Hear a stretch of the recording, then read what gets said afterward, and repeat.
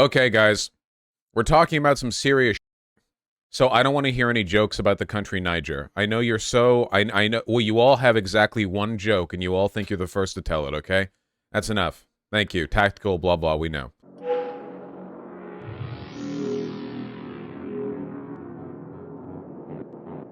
A country with a population of 25 million currently experiencing a coup. Not good. Well, maybe good, actually. I don't know any details. Let's find out together. Almost certainly not good, though. Coups are almost never good. It's theoretically possible they might be good. The people doing the coup are good. My goodness, Benjamin, you are on another level. Okay, all right, hold on. Niger army endorses presidential coup plotters despite international condemnation. You never like it when the army endorses your coup. You don't like that. That's not good. You don't want that. The army is not a good metric. They're not a good arbiter of good coups, in my opinion. The coup leaders have seized the president of the West African country, prompting warnings from international leaders, supporting the takeover against President Mohamed Bazoum to prevent bloodshed and maintain the well-being of our population, avoid a deadly confrontation which could create a bloodbath. Okay? And how did they accomplish this? They set the headquarters on fire. Niger coup supporters set fire to ruling party headquarters. Police fire tear gas. Okay. Oh, shit. Oh, no sound. Oh, I'm sorry. The desktop audio never got turned on. As Army Command declared support for the coup, carried out the previous day by soldiers of the Presidential Guard. Holy shit. West African military coup audio levels. Jesus Christ. Army Colonel Amadou Adjaman announced on state television that all political party activities have been suspended. Okay, what a lot of people don't realize is that, at least in the modern era, the most vicious and brutal colonizer of the West is by far France, okay? Like, historically, if you go back, I'm not talking about King Leopold or like India being controlled by England or whatever. I mean up to like the 1980s, okay? For some reason, when every other Western power more or less got the memo that the age of, like, primitive colonization was over, France didn't. And French Africa... Here, look. It's insane how much of Africa they held, basically. Francophone Africa. There.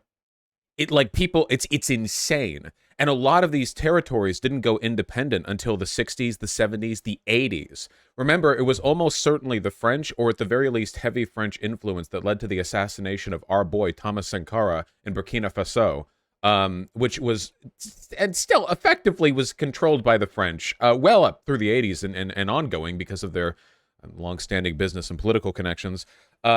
So that's Niger right there, this one. The resentment that these countries feel towards France could be described as apocalyptic, which I think is fully justified.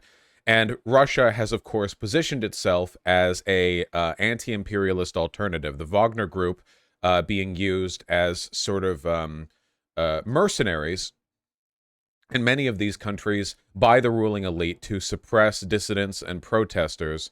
Russia is framing itself as an alternative to Western control. Now, obviously, that's BS. The only thing that Russia really represents in these countries is the opportunity to use the Wagner Group as a private mercenary group for political leaders. Russia does not have the wealth to even invest in these countries. In fact, they're kind of doing the opposite because the Wagner Group is profiting enormously from gold mines that they control in Africa as a sort of payment for their services as a mercenary group, which means that they're not investing, they're doing the opposite. They're actually extracting wealth from these countries, much as the West did, though to a far, far lesser extent, I have to point out. So yeah, if that's the reason why you're going to see a lot of turn towards like Russia and China in these countries. It's because France so recently fucked them over. And by the way, I'm not doing even a little bit of overreaction apologia on behalf of the French. The French fucking suck. The French are insane. They are so racist. The extent to which they were unwilling to give up on their colonial power, the reluctance with which they finally lessen their grip, was psychotic, actually insane. It genuinely it's beyond belief, right? We're talking up to like the Reagan administration. I mean, Transformers was on television, and you had like French soldiers occupying portions of it. Like it's insane.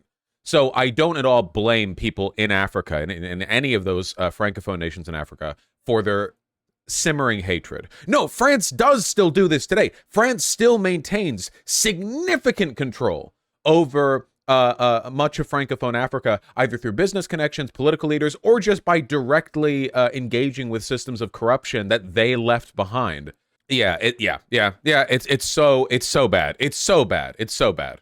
26 juillet 2023. A group of soldiers announced in a late-night televised address that they stripped President Mohamed Bazoum of power. Juntas in neighboring Mali and Burkina Faso have grown closer to Russia since they took charge in 2020 and 2022 respectively. They cut ties with traditional Western allies. I feel so fucking bad for Thomas Sankara because he was like the one guy in Burkina Faso who had a vision for the country that wasn't just like being controlled by colonial powers, and like it lasted for 4 years, then the French killed him. And hey, you know what happened? The French lost anyway, because it turns out that if you're the French, who I hate, and your one strategy for maintaining control over Francophone Africa is to just systemically destroy any independent movement for like growth or power within the countries that you control or have influence over, then invariably they'll turn to other powers that can do you know, what they feel independence movements can't. So, you know, as everything, it's the West's fault. Niger's role had become increasingly important. Is that how you say Niger? Not Niger? I've heard so many people say Niger. Niger sounds so much better for so many reasons. Niger? I've never heard it pronounced that way, but I will so happily take that, because that's a French pronunciation, right? Okay, right, gotcha. So it's like the difference between saying Paris and Paris, which they prefer to say because they're wrong. But I'll say Niger. For Western powers, helping fight a violent insurgency in the region. In a social media posting on Thursday morning, Bazoum vowed to protect hard-won democratic gains. In separate comments on Thursday, I love this Russia-Africa Economic and Humanitarian Forum. That's great. The head of African Union, Azali Assoumani, condemned the coup and called for Bazoum's release.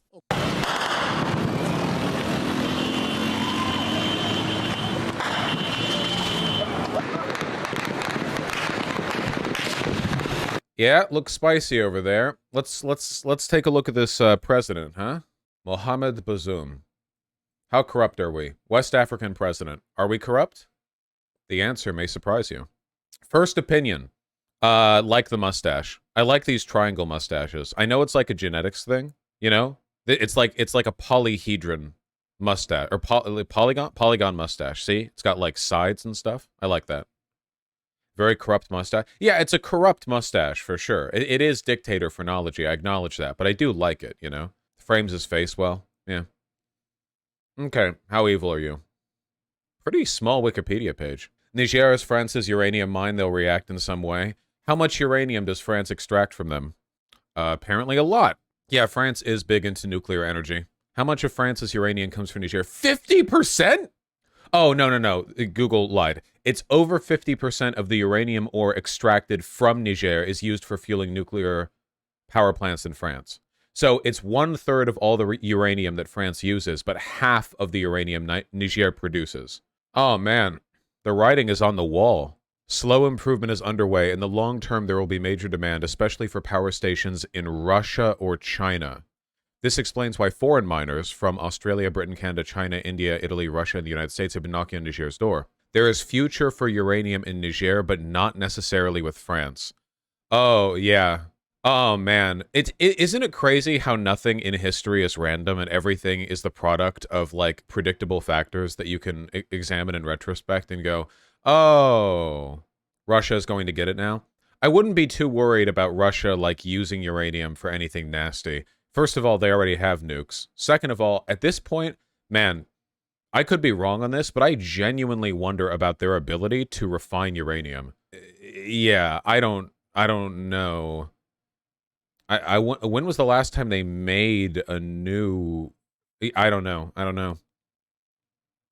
Russia has its own uranium mines, too. I don't think it's a major factor in terms of nuclear proliferation. It's not hard. Cody's lab did it one time. Refine uranium to a weapons grade? I don't know if... Okay, that was probably a joke. I don't think that is possible or legal. Refining weapons grade uranium is one of those things that the international governments look into, I think. They care a lot about that kind of stuff. He specifically didn't refine it because of legal things. Refining it is just extracting it? No? Refining it is making sure that the uranium that you have, enough percent of it is the right isotope to have, to be the easy chain reaction. He said it was surprisingly easy. Okay, I've heard from other sources that it's not, but you know what? I'll take what you've said for granted, and we'll assume that Russia has thousands of basement uranium refiners ready to go. You need enriched uranium, right? Yes, that's what making it weapons grade is. When you get the rock out of the ground, you can't just like put a match to it. You know, you have to take the uranium, and then there's like a specific isotope of the uranium. It's the 235 or whatever, and then you have to get that and like refine that in this process, and it's radioactive. You're thinking of enrichment, not refining. Okay, I apologize for mixing those two terms up, but when I said weapons-grade uranium, I thought it would have been clear that I was referring to the process of enriching it. Okay, sorry. My apologies. It's fine. It's fine. It's fine. Moving on. Anyway, how corrupt are we? He was arrested for an alleged plot to assassinate a previous coup leader? Okay. You know, in Niger, maybe it's a sign that things are going well if there's a coup. It seems to happen pretty often. President Mamadou Tanja was ousted by a military coup on the 18th of February 2010. There's like no information here on him. Like there's actually nothing.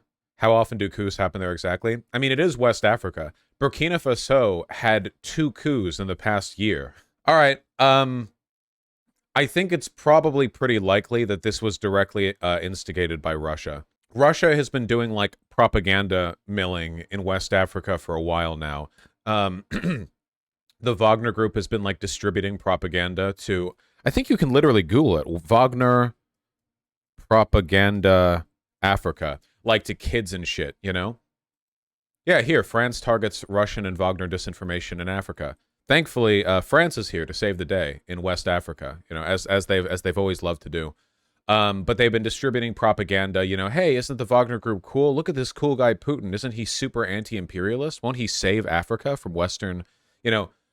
there's been a lot of this that Russia's been trying to do. It's probably pretty likely that the mutinous soldiers who have initiated this coup being paid off, or at least incentivized to do so by Russia. I don't think that the people of Niger benefit in any way from this coup, even if it is ostensibly like an anti-Western influence kind of deal, you know. It's just another way for Russia to sort of wrest power, you know. And hey, if we don't want stuff like this to happen, I've got a crazy idea, okay? What if we treat African nations better? What if there wasn't this simmering bubble of discontent in, like, half of the world that could be easily exploited by bad actors who aren't allies with us? You know, what if we treated them well? I have long argued the benefits of an international reparations program, of which, by the way, France would be the first and foremost, okay? For their excessive brutality and recency, I think that the French government should bankrupt itself, giving money away to the countries that they raped for decades, and continue to do so. You know, I mean, not to say we all shouldn't get in on handing money over, but people always say, oh, well, isn't that cucked? You know, let's bygones be bygones. Well, you can't just fix centuries of colonization with a few decades of milquetoast neoliberal reform. If that, a lot of these countries are not even liberal, you know, in Africa. No, everyone benefits from global cooperation. And in the meantime, you know, you have like Russia stealing countries out from potential Western cooperation simply by not being France, which is a good argument if you're from Niger. Again, it's a problem that we caused. We made this happen. This is our fault. We did this. But it's mostly France's fault. I hate the French. I hate them. I hate them. Niger is where those U.S. Green Berets were ambushed. I don't know anything about this. The Tongo ambush. Armed militants from the Islamic State, okay, so ISIS, attacked Nigerian and U.S. soldiers outside the village of Tongo. 4 Nigerians, 4 U.S. soldiers, and at least 21 ISIS militants were killed. Some were wounded. The ambush sparked political debate over the presence of U.S. forces in Africa and brought attention to previously underreported U.S. military. Well, that is a great question, actually. What were Green Berets doing in Niger? That's an excellent question. What were they doing there, you know? I'm very curious. Fighting ISIS? Yeah, but like, if we're gonna fight ISIS, shouldn't we be doing this in official collaboration with these countries rather than just trying to sneak in special forces groups to preserve, like, the, stability of Western business investment, training local security against ISIS? Yeah, but like, we have special forces basically everywhere. And I just think it would be a lot better if we would, you know, do this over the table. I don't have anything against the idea of sending troops to Niger to help out, like, fight against ISIS or whatever. But every once in a while you have this, like, oh, special forces were killed here. It's like, well, why were they there, you know? And then it wasn't really talked about. It was. If this specific instance was like on the books and known, then that's good. But I mean broadly, you know, I'm perfectly fine with that. I mean, these countries needed help against ISIS. We were perfectly fine helping, you know, the Rojavans when it comes to when it came to ISIS in eastern Syria. Just because the public wasn't aware doesn't mean it wasn't collaborative. No. I want the public to be aware. I don't want America to be this shadow global government where we have all these secret military dealings with all these countries, because those are the conditions in which the worst case like the Wagner shit takes place, right? Like, this is where U.S. soldiers or Wagner Group mercenaries or whoever else end up being like basically thugs for local governments, which we, you know, maintain relationships with because Western businesses rely on raw materials extracted from their companies. And like it all just goes off the record basically because, you know, it's like those stories that we heard about how in Afghanistan there were like local leaders who were raping little boys and our soldiers were told not to do anything about it because it was like a local culture thing. So we had U.S. soldiers coming back being like, yeah, I was stationed out here and, you know, we had a local ANA officer and he would just like have boys brought to him to rape them and we couldn't do anything. So and it's like, okay, I feel like this isn't the best way to go about helping out our allies in the Middle East and Africa. I don't know. I feel like we could probably improve on this formula somehow. No, I know Green Berets aren't like CIA off the books or whatever. I'm just saying that I feel like a greater degree of transparent collaboration would make a lot of this feel, I don't know, better. Also, if we really are helping out, don't you think the people of Niger would like to know that? Right? Like, the people of Niger clearly hate the West. I don't blame them. But if we were, you know, fully forthcoming, it was pretty transparent. I don't know. If it was fully transparent, then why did them getting ambushed spark debate over the presence of U.S. forces in Africa and brought attention to previously underreported U.S. military? The sentence that I've had highlighted is the one indicating that it wasn't transparent. The debate in the U.S.? What do you think I mean by transparency? The ambush prompted congressional inquiries and an investigation of the DoD? Congress would rather talk about UFOs? Yeah, I guess. France was forcing Haiti to pay them back billions for the revolution for 122 years. Yep. Vaccinated? Oh yeah, can anyone tell, were these Green Berets vaccinated? Can somebody inform me? Can we get a check for the Fauci ouchie? Here's the party of the president, by the way. Nigerian Party for Democracy and Socialism.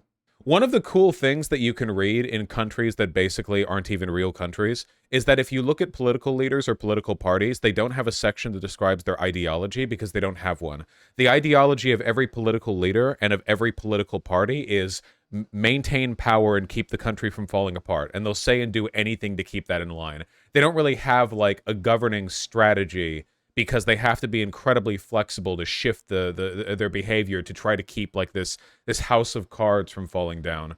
No, it's not socialism. If you see a party that's called the Socialist Party, it's not socialism. It doesn't mean anything. Niger is fairly democratic. Well, for the past 10 years, maybe. Operation Barkhane was an anti-insurgent operation that started on August 1st, 2014, and formally ended less than a year ago. Huh. It was led by the French military against Islamic groups in Africa's Sahel region. 3,000-strong French force, permanently headquarters in N'Djamena, the capital of Chad. Another thing, if we're going to do like international intervention into stuff like this, wouldn't it be a lot cooler if it was all done under like the UN banner, led in cooperation with 5 countries, all of which are former French colonies that span the Sahel, Burkina Faso, Chad, Mali, Mauritania, and Niger. Mali was part of the operation until August 2022. The UN tarred helmets. I love the UN tarred helmets. I love how silly they look. It makes them look a lot less like a super evil occupying force. I love the tarred helmet. I love that when they have a tarred moment and fall over and hit their head, they're protected, you know? It's like they march down the streets and it's like they're telling everyone, you know, we are so non-threatening that our greatest threat is falls down the stairs. No, really, it makes them look disarming, which helps. They look like construction helmets, which make them look more like civic, you know, stuff. The UN is pretty bad. They did war crimes in Somalia as well, and Haiti. Wasn't there an outbreak of COVID? Was it Haiti in COVID, where there was one UN, like Haiti had done a really good job keeping COVID out of their country, and then one UN, was it cholera? There was one UN official who came in who was like, hey, hi, I'm from UN. No, I'm fine. And then, like, and fucking infected the entire country or something. And considering the fact that at any given point in time, about 50% of Haiti is underwater from the fucking hurricanes, it's not a great place to spread cholera. Yeah. UN peacekeepers are known for sexual assault. Okay, new plan. All right? We send in the UN to help protect Africa from whatever. I don't know. I'm kind of losing the plot here. But we castrate all of them beforehand. Tarred helmets, no dicks, go forth. Perfecto. There's no way. There's no way that doesn't work. Yeah, the modern janissaries, exactly. How's that recruitment program going to go? Well, working for the UN already basically makes you feel dickless, so it's probably not that much of a difference, right? True, can't spell eunuch without UN. UN pays the most. They also hire from poorer countries mostly. Yeah, I don't know much about the recruitment process for the UN. It's pretty sad the UN can't even keep their own peacekeepers from doing fucked up shit, though. Well, the problem ultimately is that what we're talking about is a consequence of otherization. If you have troops stationed in an area and the troops are of a totally different culture and language from the area that they're in, rape and brutality are almost guaranteed. Because unfortunately, like, tribalism is an innate human property. We just tend to think of people different from ourselves as fundamentally different, and we form lines, and we care about those lines, and it can make it really difficult to maintain order. Obviously, I mean, people rape people from their own country too, so it's not like that's the only thing that causes it, but it's a very difficult thing to manage. It's a very difficult, interesting. I didn't know they mostly recruited from, is this just as simple as pure fetishism, like the troops are surrounded by other? No, look, the reason why soldiers rape a lot of people, it's complicated, and the best thing that you can do is have a high standard of discipline, observation, and protocol. You know, you need to have good military culture. Like, the United States' culture for military occupation and discipline is relatively high by a world standard, and it still fucking sucks, right? Like, the United States, in terms of, like, discipline for occupation, is leagues ahead of Russia, or I'm going to generalize, but I'm correct. Probably any African military, but it's still terrible, you know? Yeah, you look at, like, what we did in Afghanistan and Iraq. It's like, well, okay, well, we're actually pretty bad, you know? It's not good. It's just a really difficult problem. Militaries are not good at solving most problems. There's one problem that militaries are very good at solving. This is what they're paid for. Okay, this is what they're good at, and it's the complete and utter annihilation of an entire swath of people. Just door to door, everyone killed, every house burned, crops salted, everything. You're just slaughtering an entire section of the planet. The militaries are great for that. They're very, very good. Anything that requires more tact, subtlety, or ambiguity, less good, significantly less good. Occupation, national rebuilding, fuck that, dude. That, like, never works. We lucked out with Germany and Japan. That shit is not, like, a reliable process. Dealing with insurgencies, bro, fuck that. We lost in Vietnam. The Soviet Union lost in Afghanistan. Rojava was better at dealing with ISIS than we were. We never beat back the Taliban. The Taliban immediately took back Afghanistan as soon as we left. Like, yeah, so, you know, fuck that. Not raping? Soldiers suck at that. They suck at not raping. You know, it's yeah, I don't know. It's not good. Which is why the militarization of the police is so terrible. Well, funnily enough, militarizing the police in terms of attitude would probably make them more disciplined when it comes to shooting people, if nothing else. But yeah, no, we don't want them to have their, their big tanks rolling through the streets. It's probably not good. Can you give us an update on what's happening in Rojava? I think they're doing fine right now because Turkey hasn't just had the wherewithal to bomb them into oblivion. But, I guess we'll see. Yeah, Turkey's having money issues. What's their inflation right now? 80%? Jesus Christ. You're a Turkish soldier and you're guaranteed a wage and coming back from destroying the Rojavans, and you come back to realize that your wage is worth a quarter what it was when you signed the contract. That earthquake kind of fucked them up a little. Yeah, that's because of Syrian wizards who cast the earthquake on Turkey. That's why the earthquake hit both Turkey and Syria. It's because it was Rojavan militia groups casting the spell, and it sort of like hit close, to ward them off. Recently, Assad called for Turkey to leave, and Erdogan responded he was troubled by this because, well, to be fair, nobody is going to listen to Assad, right? Turkey's not going to listen to Assad. Nobody's going to listen to Assad. So, Assad is the cause of all this mess, by the way, just to be perfectly clear, the whole fucking Syrian refugee crisis, all of the instability in the region, ISIS, a ton of it can be traced back to Assad. And Assad isn't our fault. We definitely didn't help the situation in a lot of ways, but a ton of this is just Assad doing Assad shit and being backed by Russia and having Russian troops in there to help him commit war crimes against protesters. Well, I guess it's not war crimes since they're protesters. It would just be crimes against humanity. And Assad is protected because of Russian protection. If it wasn't for Russia's interference, I'm pretty sure Assad would have caught a bullet by now. Seriously, the Syrian civil war ousted millions of people in a country with a population of some millions, If it wasn't for Russia protecting him, some protester or some militant, some insurgent would have shot him in the head, and we would have had some new, probably less, secular Syria, but also probably wouldn't have led to the refugee crisis, so. Shouldn't we have been able to get him by now? Oh, we could kill Assad for sure. Oh, we could easily kill Assad. The problem is that Assad has glued 8 Russian soldiers to him, like with like a hot glue gun. So if we ever took him out, we would take out the Russian soldiers, and it would be considered an act of military aggression against another nuclear nation. That's half of a joke. It's kind of true, though. Correct me if I'm wrong, but Syria is mostly the British fault. Okay, yes. If you go back long enough, it's the British's fault, along with like everything. But right now, like in terms of modern leadership, Assad caused so many of these problems. Yes, and France. Obviously, France. Don't blame France. If you stub your toe, blame France. I think America just doesn't give a shit. We're only in Syria to fuck with the Russians and Islamists. No, dude. No. America and the West desperately wish that we could have a sympathetic government in Syria. It would be so beneficial to us. Leaving aside the fact that it would have avoided the gigantic refugee crisis, right? Turkey is NATO, and they are an ally, even if I hate them. They're right here. It's right next to Israel and Iraq. We want presence next to Iraq because Iraq is being subjugated to heavy Iranian influence. We want a country close to Egypt. It's right next to the Suez. We would love to have a sympathetic government here. One of the reasons the world is so interested in the Middle East is because of the Suez Canal, and we can't conquer Egypt or whatever, but, well, I guess we could, but we're not going to, probably.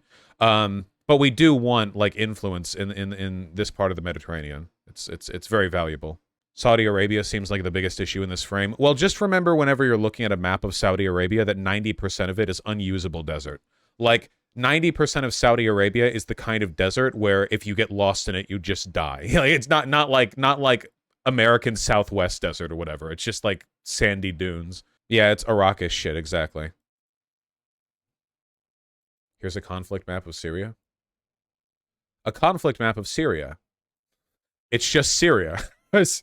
Here, where are bad things happening in Syria? Well, the borders of Syria are, what's the color coding? I assume east is just Rojavan territory, or do they just sort of blanket it out into disputed? Where's the key? Why does it not have the key open by default? It's really annoying. Yeah, blue is Turkish because this shares the Turkish border, so this is the area they shelled. Click the key in the top right. Oh, there we go. Okay, yeah. Red, pro-Assad forces. Blue, or dark blue, is Turkey and Qatar. Light blue is U.S. international coalition down here, Israel and stuff. Green or dark green is rebel forces. No. Yeah. No. This is that. Rebel forces. These colors don't match perfectly. That's annoying. And then this is Hayat Tahrir al-Sham. Right. And this is the Kurds. Hello, Kurds. How you doing? I didn't realize the Syrian army had one little pocket of occupation right here. Dude, it's so fucked how small Syria is. Look, this is like a relatively large city in Syria, and then you zoom in, and it's like, oh, cool. It's like a small American town. Look at this. You could walk across this in 15 minutes. Okay, so it looks like this is current conflict with pro-Syrian forces, yeah. And Turkey has reduced this area into a sort of glass, just art piece. We're getting stun-locked. We're learning about geopolitics. We're learning. We're growing big brain. Big brain. I think the U.S. still has bases in Rojava. I think we have some, because only last year Turkey shelled near bases that we had soldiers in, which was pretty fucking ballsy of them. What do you think we should do in the area? Fuck, I don't know. The Syrian conflict's too complicated. That's a stun lock. We have to move on. What did we learn? Oh yeah, we learned the West is evil. Glory to Niger and the new Nigerian-Russian alliance. Apparently the yellow guys are socialists. Yeah, it's Rojava. The Kurds. The Kurds, of which there are millions and millions in this region of the Middle East, have taken eastern Syria and they've turned it into, well, it sucks over here, but the governing body of the Kurds in this area of Rojava is anarchist. It's complicated, but it's probably the purest example we have of like a wartime anarchist government in history? I would say so, yeah. Probably. So good luck to them. We will forever stand Rojava. They are our greatest allies. Spanish Civil War? I don't, no. The Spanish Civil War didn't... Rojava has been around there for years and years and to maintain this, like, consistent internal... I don't think it really compares. I know there were anarchists in the Spanish Civil War, but that's not the same as the maintenance of an anarchist government, like, through years and years of conflict in a like, a consistent geographic... Yeah, it's, yeah. Sorry, they were betrayed by the Stalinists. That's the secret to the success of the Rojavans. They didn't let in any so-called communists. Okay, okay. Did you guys see this? This is my favorite post ever on African politics. I think this genuinely tops it, okay? Jesus Christ, it's so funny. It's the it's the South African EFF party, or the Kill Whitey party.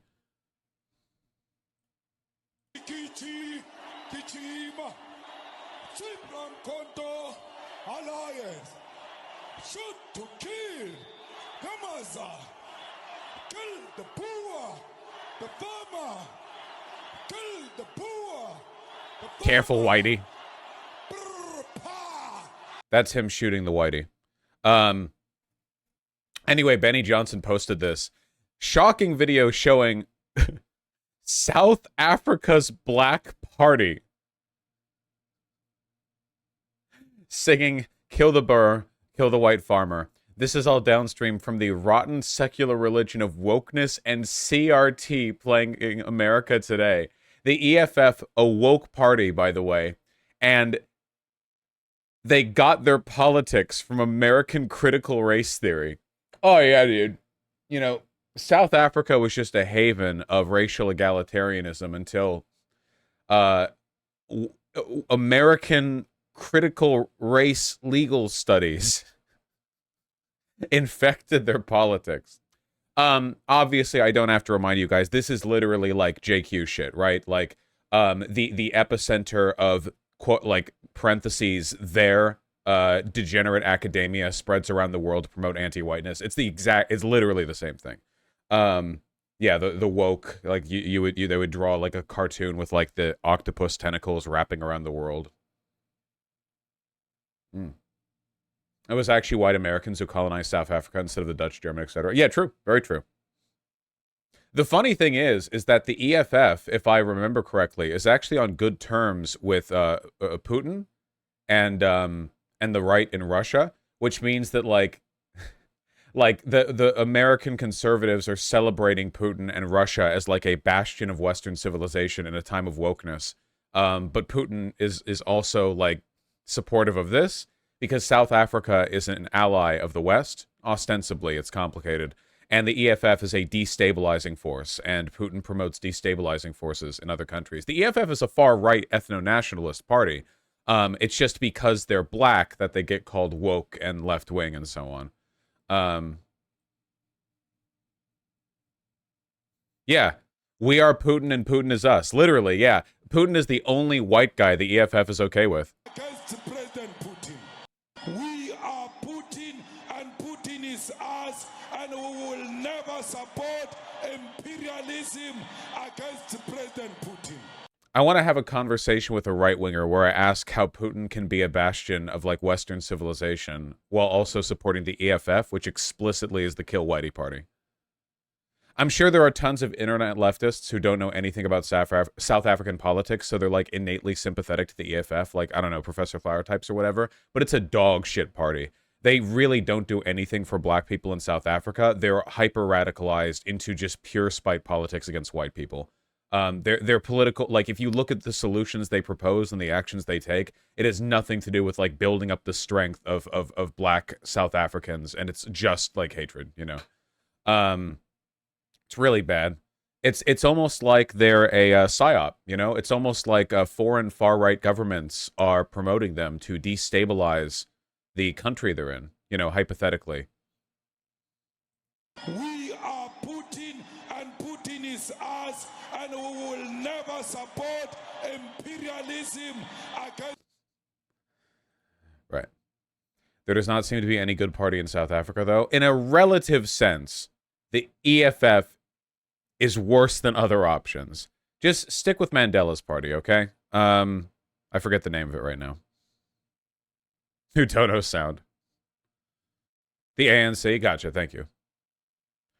Yeah, well, we'll see how the LK99 thing goes. I don't want to comment on it beyond just being, like, puppy dog excited, because I'm not an expert on anything, really. Oh, speaking of African politics, I guess we should probably talk about the headline news. Okay, so as you all know, being a Western country means making Africa suffer. That's what that's, you know, that's like the definition, basically. Some wacky stuff has been happening. There was a coup in Niger, as we covered, and it seems like military leaders in the region are trying to treat this as a kind of like, what would the opposite of the Arab Spring be? Arab Spring was about people rising up to challenge dictators, and in this case, it's the opposite. It's dictators rising up to challenge presumed or existing Western influence. It's the Arab Fall, okay, except it's in West Africa. The Sahel Fall. There you go. The Arab Winter. Lots of directions we could take this. Yeah. So Burkina Faso has banned uranium exports to France and the U.S., which is funny because I don't think Burkina Faso has a uranium mine. Does it? I know Niger does. They produce a decent amount of the world uranium, but I don't know if they do. Yeah, Niger does. I don't think Burkina Faso has a uranium mine. Considering that the GDP of Burkina Faso is 5, I don't know if they'd be capable of operating a uranium mine, you know? I think it takes more than 5 GDP to run one. So yeah. They might export uranium through them? Maybe. Possibly. I don't know the trade process exactly. Chance that France intervenes over this anyway? Well, Niger no longer selling their uranium to the West might make some people upsetty spaghetti, but is the GDP actually 5, or are you memeing? Burkina Faso is very poor. They are a very poor country, okay? Burkina Faso isn't so much a country, it's more a desiccated former French colony where being leader means you have 6 months to live before the French replace you with the next guy. Yeah, I don't...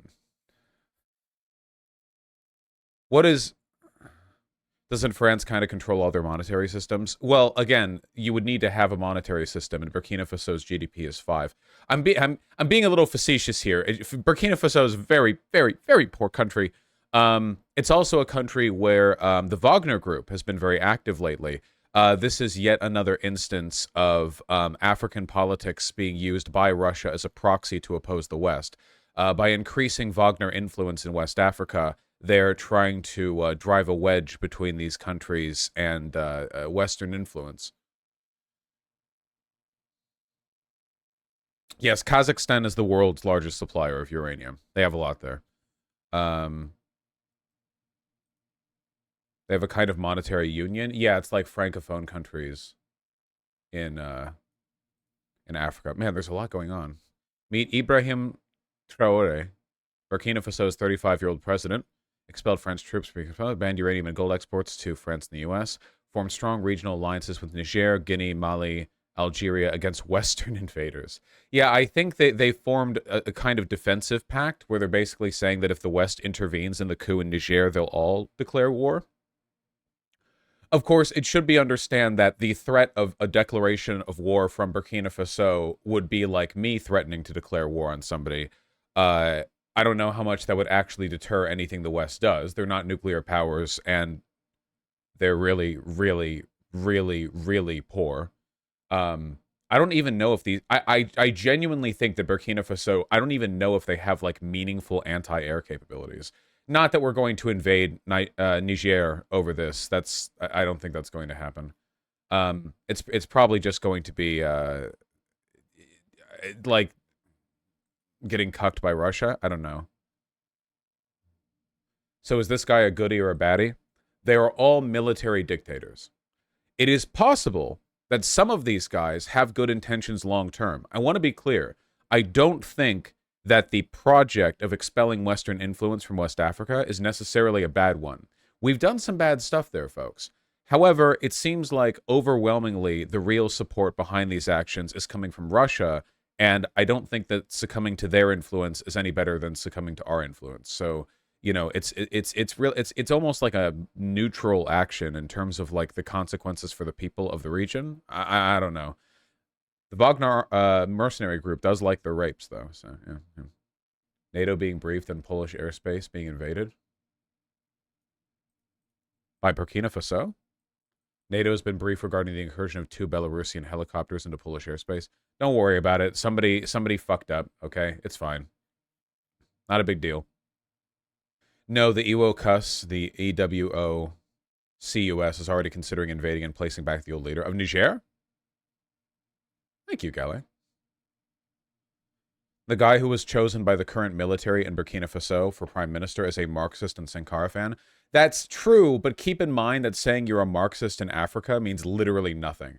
The poorer a country is, the more likely it is that Marxist is a buzzword that you use to signal support for the proletariat while doing nothing. You know, I'm more concerned with people's actual actions. However, supporting Sankara is quite nice. I do like that. West Africa threatens force on Niger coup leaders. French embassy attacked. Impose sanctions, threaten force on Sunday if Niger's coup leaders fail to reinstate ousted President Mohamed Bazoum within a week. Oh, I misread this entirely. They're not defending the coup; they're attacking it. Wait, which West African nations? ECOWAS. Okay, let me get out a map. ECOWAS nations. Okay, so why then are they so intent on Niger having their previous leader back? That's what I'm curious about. I don't know much about the current leader. When the president of Gambia refused to recognize democratic elections, ECOWAS invaded them a few years ago. They mean business? Really? Also have a really reliable source that an invasion from Western countries is likely? Wait, what? Burkina Faso and Mali are suspended members. Oh, okay, thank you. I'm putting this together in my head right now. So this is an economic bloc that in all likelihood promotes economic interdependence with the West and also, like, ostensibly democracy. Niger had a military coup, which means that they're being sanctioned and threatened by the rest of the bloc because, you know, having a military coup would like breaks from the the principles of the group, but Mali and Burkina Faso are suspended members of the group because they're both. Isn't Mali another country that has like heavily susceptible to Russian influence? Yeah, they are, aren't they? Yeah, I remember Mali has a huge amount of like Wagner shit going on in there. So basically, Mali, Burkina Faso, and Russia want Niger to continue with their military coup because this current military coup is favorable to the Wagner group. So they're cheering on Niger as a breakaway from ECOWAS, whereas the rest of the countries here really don't want them to do that. Oh my god, it's another proxy war. Guys, this is an actual proxy war conflict. This is an actual one. Russia really wants to pull Burkina Faso, Mali, and Niger towards them. The West obviously has heavy influence in keeping that from happening and definitely weighs in on the rest of the ECOWAS members. Oh my god. Well, that's what Africa's for, boys. Proxy wars. Let's go. Let's go. Let's go. It's time. Who said that there is a real risk of the West intervening in Niger? If a civil war happens in Niger, people are afraid Al-Qaeda and other terrorists will massively expand. Oh yeah, absolutely. Destabilizing the region will create enormous problems. Islamists are strong in Mali. There are Tuareg secessionists in the north. France has said they'll react strongly to any attacks against France, which would include the embassy, which was attacked, right? I maintain that it could happen. I trust my source. What's your source? The thing is, I'm pretty sure that Nigeria is stronger than all these other countries. Yeah, doesn't Nigeria have, like, the same population as every other country here combined? Nigeria's population is over 200 million. Nigeria is getting more developed as well. Yeah, Nigeria is probably going to end up being, like, the West African powerhouse, given enough time. So what's going to happen, then? I've been doing a lot of research, and Mali, Niger, and Burkina Faso suffer a lot from both Islamist and Tuareg insurgency, which control a significant amount of their territory. If they get invaded, I don't believe they'll have much strength to resist. Oh, yeah, no, there's a reason why these countries lean on the Wagner group. They have, like, far-right authoritarian leaders who barely have any, like, regional or military power, and Russia desperately wants these countries to pull away from the West. So what they do is they offer the Wagner mercenary group, and they say, okay, use these guys to crush your dissidents. Use these guys to kill your protesters. And, like, to pay, you can give them control of your gold mines. You can give them control of your exports, you know? And you can let them rape your women, because that's what the Wagner group does. And they take the Wagner group and use them as, like, an elite foreign squad of mercenaries. Because, of course, the Wagner troops are far better trained and armed than your average, like, West African militia. But the fact that they would need to rely on foreigners to do this work indicates how weak they are. If anybody invaded Niger, Mali, or Burkina Faso, it would fall apart, I mean, pretty quick. But the outcome of that would be a destabilization of the region that would lead to widespread terrorist attacks for ages. Like, there is no, like, clean sweep or easy cleanup here, right? There's no like, easy fix. This is almost certainly going to trigger a new refugee crisis. Well, thankfully for Europe, they're a little bit farther away from the West this time, unless they all come up through Spain, I guess. I can't wait to deal with a new wave of racism from that. Conventionally, ECOWAS is much stronger, but yes, an invasion could lead to ISIS too. Okay, I think that it would be insane if the West directly intervened. That would be insane. Like a NATO? I don't even know. Like, they're going to declare Article 5 because a French embassy was attacked. France did this in Mali in 2012. What did they do? France, Mali, 2012. Operation Serval. Didn't we read about this? Following UN Security Council Resolution 2085, the aim was to oust Islamic militants from the north of Mali. Isn't that the cat? Yes, it's named after the cat. France has sent troops in Sahel before they fought ISIS. Huh. Chad is apparently going to side with ECOWAS. That's probably the best case scenario, right? Doesn't France intervene in West Africa all the time? It's literally their favorite thing to do. I mean, they probably do it because they like racking up easy wins, right? Do you have any idea how poorly equipped, like, West African Islamic militants must be? The Taliban, in comparison, are much better trained and armed. Macron is so condescending to African countries, and invasion is definitely on the table. Well, again, like, France is extremely fucking racist, so yeah. There are U.S. troops in Niger currently, if it means anything. Currently? Ongoing? Operation Juniper Shield. Boy, it must be awkward to be there right now. There's U.S. troops everywhere? Yeah, no, I know they're basically everywhere, but I guess I imagine they would have skedaddled. Yeah, Monaco blocks a lot. Monaco does some fucked up stuff to African refugees, okay? That's a whole other subject. All right, it doesn't seem like too much is happening here. Monaco or Morocco? I don't remember which one I said. The one that guards entry into Europe, Spain and stuff. ISIS is still a thing? Yes, kind of. Did I say Monaco? Yeah, Morocco. This. Ooh, pretty. If you Google Morocco, this pops up. God damn. Look at how vibrant that is. You know that Lay Epic meme in Rick and Morty, where the little robot is like, what is my purpose? And Rick is like, you pass the butter, and it says, oh my god, okay? The purpose of Morocco is to serve as a human rights violating shield that Europe uses to keep black people out of their countries. Okay?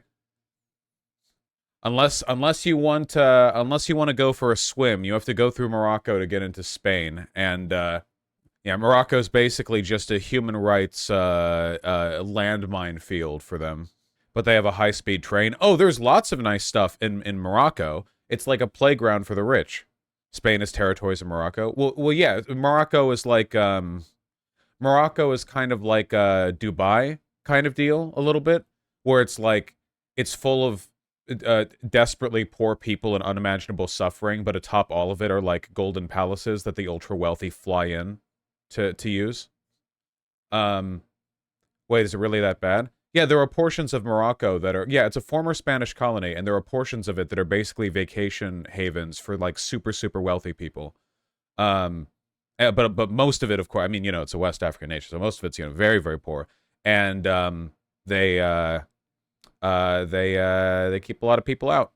Isn't Spain also a former Moroccan colony? Listen, it's complicated, okay? The glorious spread of Islam has had much pull here. It's a North African nation. Well, it's also on the west of Africa. Okay, I said West Africa. It's on the west of Africa. Don't yell at me. As a Spaniard, you have no clue what you're saying. Then tell me. No. Tell me. Tell me right now. What did I say that was incorrect? Okay, it's a poor country that has a propensity for extremely high wealth tourism that funds portions of the country but doesn't address the inequality problem. It blocks off immigration. It's a human rights violating landmine field. What did I say that was incorrect? Was it because I said West African instead of North African? It's both. It's Northwest African. Okay, look at a map. It was because I said the glorious spread of Islam has had much pull here? Because it has. Only Western Sahara was a Spanish colony. Morocco was a French protectorate. Morocco at no point was ever a okay. The North was a Spanish colony, yes. So I was right. I hate you guys. I hate you guys so much. It was guys, it's history. Lots of things happened. Oh my god. I hate you guys. I hate you guys so much. Holy shit. I can't believe as a Spaniard, you're so wrong it hurts. What the fuck are you talking about? I should ban all of you. And don't you start with, it's not West Africa. Okay, I said, oh, it's West Africa. It's on the west of Africa. Fuck you. Okay, I'm not, you goddamn, technically it's North African. You're like you fucking pedants, okay? It's on the west side of Africa. It's technically, shut up, I don't care, all right?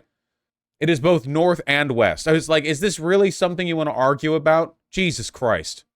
It's important to get it right? No, it's not. As a Westerner, it's my heritage and my birthright to get African borders wrong.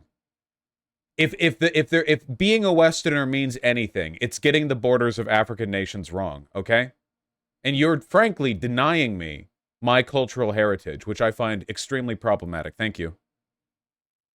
Yes, I have redrawn Morocco's borders. Yes, I am getting out my ruler and my protractor, and I am redrawing Morocco's borders, okay? In crayon. Yeah, so anyway, I hope things work out in West Africa. That would be cool.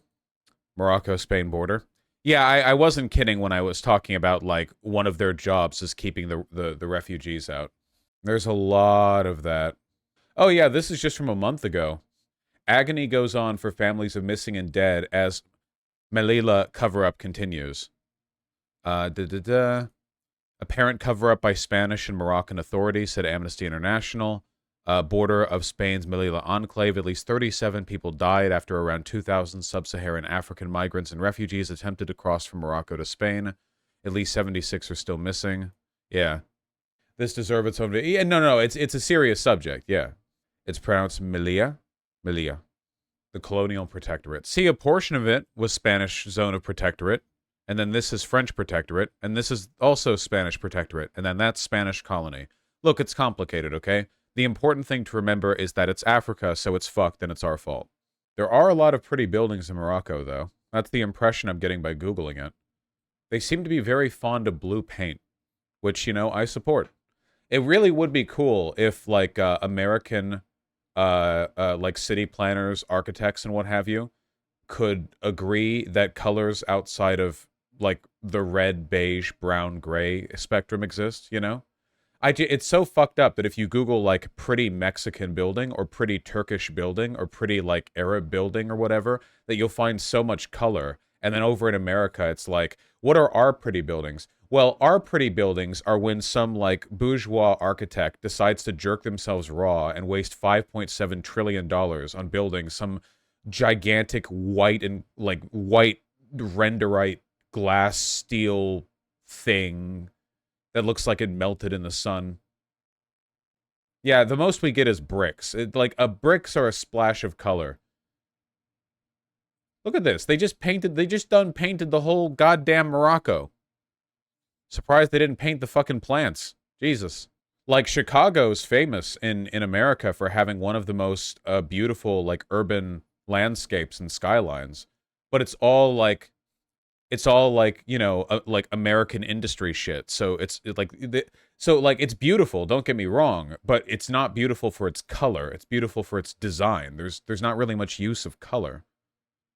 And it's like, oh, well, here, let's look at something really cool in Chicago. It's like, oh, well, the only color is the reflection of the sky.